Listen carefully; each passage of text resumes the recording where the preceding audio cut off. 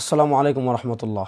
প্রিয় দর্শক, আজ আলোচনা করব কোনো জনকল্যাণমূলক কাজ অথবা কোনো মিডিয়া হাউস, কোনো টিভি চ্যানেলে বা কোনো সংগঠনের বায়তুল মালে কেউ যদি জাকাত দেয় তাহলে তার জাকাত আদায় হবে কি না।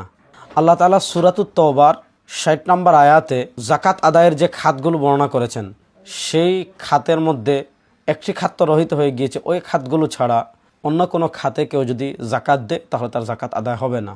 কোনো জনকল্যাণমূলক কাজে কেউ যদি জাকাতের টাকা দেয়, মনে করেন কোনো ব্রিজ করে দিয়েছে, রাস্তা করে দিয়েছে, বিদ্যুতের ব্যবস্থা করে দিয়েছে, তাহলে কিন্তু তার জাকাত আদায় হবে না।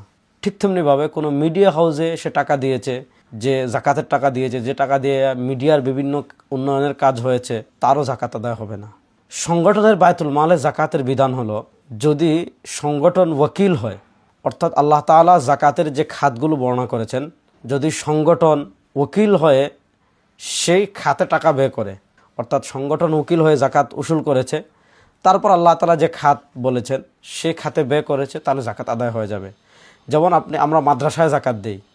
মাদ্রাসায় জাকাত দেওয়ার মাসালাটা হলো, মাদ্রাসা উকিল হয়ে জাকাতের টাকাটা নেয়, এরপর যারা ইয়েতিম, অসহায়, দরিদ্র স্টুডেন্ট, ছাত্র আছে, তাদের পিছনে এই টাকাটা কী করে ব্যয় করে।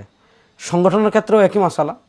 যদি সংগঠনে টাকাটা তারা উকিল হয়ে নিয়ে এরপর জাকাতের নির্ধারিত খাতে ব্যয় করে, তাহলে জাকাত আদায় হবে। কিন্তু দেখা গেল সাংগঠনিক কোনো কাজে যদি জাকাতটা ব্যয় করা হয়, যেমন মাদ্রাসার বিল্ডিং নির্মাণে যদি জাকাতের টাকা ব্যয় করা হয়, তাহলে কিন্তু এই জাকাত কি হবে না, আদায় হবে না। ঠিক তেমনিভাবে সাংগঠনিক কোনো কাজে, যেমন আন্দোলনে, সাংগঠনিক কোনো কাজে যেমন নির্বাচনে, সাংগঠনিক কোনো কাজে যেমন ইফতার মাহফিলে, সাংগঠনিক কোনো কাজে যেমন কোনো রাজনৈতিক প্রোগ্রামে যদি জাকাতের অর্থ ব্যয় করা হয়, তাহলে কি করা হবে না, জাকাত আদায় হবে না। ঠিক তেমনিভাবে জাকাতের একটা খাত হলো মুজাহিদ, ফি সাবিলিল্লাহ, আল্লাহর রাস্তায়।